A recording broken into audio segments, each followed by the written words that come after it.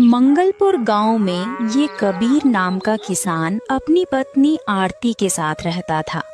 वो बहुत मेहनती था। उसके पास 2 एकड़ खेत था जिसमें वो बहुत मेहनत करता था। कबीर के खेत के बगल में रमेश का भी खेत था जो उसका बचपन का दोस्त था।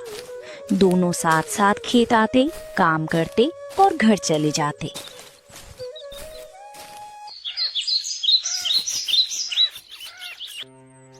अरे कबीर भाई, तुम्हें तो पता है कि मेरी इस बार फसल बहुत कम हुई है और जमींदार का कर्ज चुका दिया। इसी वजह से मेरे पास अब कुछ पैसा नहीं बचा है और तुम्हारी भाभी की तबीयत बहुत ज्यादा खराब हो गई है। कुछ समझ में नहीं आ रहा क्या करूं। गांव के डॉक्टर को बताया तो उसने कहा कि शहर ले जाना होगा। उसका इलाज अब गांव में नहीं हो पाएगा। शहर के बड़े अस्पताल में ही उसका इलाज हो सकता है। मुझे तो कुछ समझ में नहीं आ रहा, इतने पैसे कहां से लाऊं? तुम चिंता मत करो मेरे दोस्त, मुझे जितना बन पड़ेगा मैं तुम्हारी मदद जरूर करूंगा। वैसे जमींदार से मैंने भी कर्ज लिया है और मैं कल उन्हें वो कर्ज चुकाने ही वाला था, लेकिन मुझे लगता है उन पैसों की जरूरत तुम्हें ज्यादा है। एक काम करो, तुम वो पैसे रख लो, मैं जमींदार का कर्ज अगले साल चुका दूंगा। नहीं नहीं मेरे दोस्त, पैसे जमींदार को ही दे दो। तुम्हें तो पता है कि जमींदार कितना दुष्ट इंसान है। वो तुम पर दुगना ब्याज वसूल करेगा। तुम मेरे लिए इतना बड़ा जोखिम मत उठाओ। कैसी बातें कर रहे हो? जरूरत के समय मैं तुम्हारे काम नहीं आऊंगा तो दोस्ती का क्या फायदा? आखिरकार हम बचपन के दोस्त हैं, इतना तो मैं तुम्हारे लिए कर ही सकता हूँ। और अब तुम ज्यादा मत सोचो, ये लो पैसे और जल्द से जल्द भाभी का इलाज करवा लो। शुक्रिया मेरे दोस्त, आज तुम ना होते तो शायद मैं क्या करता। तुम्हारे जैसा दोस्त मिलना बहुत नसीब वाली बात है। तुम्हारा एहसान मैं जिंदगी भर नहीं भूलूंगा।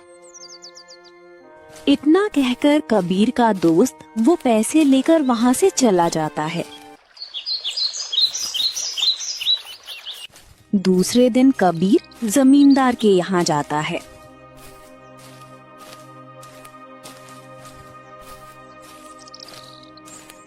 राम राम जमींदार जी।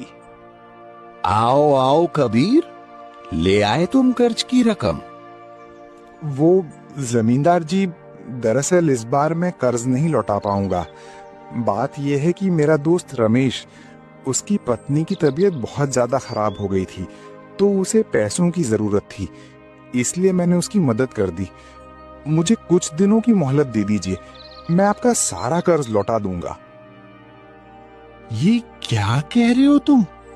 तुम्हें खुद खाने पीने के लाले पड़े हैं और बड़े आए समाज सेवा करने वाले, और समाज सेवा भी तुम मेरे पैसे से कर रहे हो और यहाँ मुझे ये सब कहानी सुना रहे हो। मुझे कुछ नहीं सुनना, मुझे मेरे पैसे चाहिए बस। मैं तुम्हें 1 हफ्ते का वक्त दे रहा हूं। अगर 1 हफ्ते के अंदर तुमने मेरे पैसे नहीं लौटाए तो मैं तुमसे दुगनी रकम वसूलूंगा। कबीर जमींदार को बहुत समझाने की कोशिश करता है, पर जमींदार कबीर की एक नहीं सुनता और उसे वहां से भगा देता है। कबीर वहां से चला जाता है।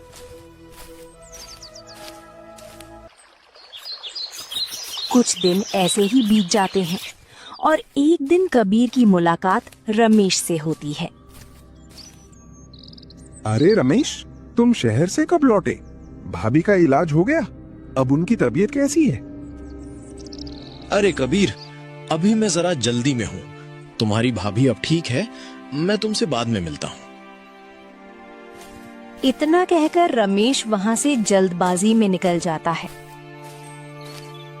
ये देखकर कबीर को थोड़ा अजीब सा लगता है, लेकिन वो कुछ समझ नहीं पाता और वो भी बिना बोले वहां से घर चला जाता है। अरे कुंती, तुम्हें पता है आज बीच रास्ते में मुझे कबीर मिल गया था।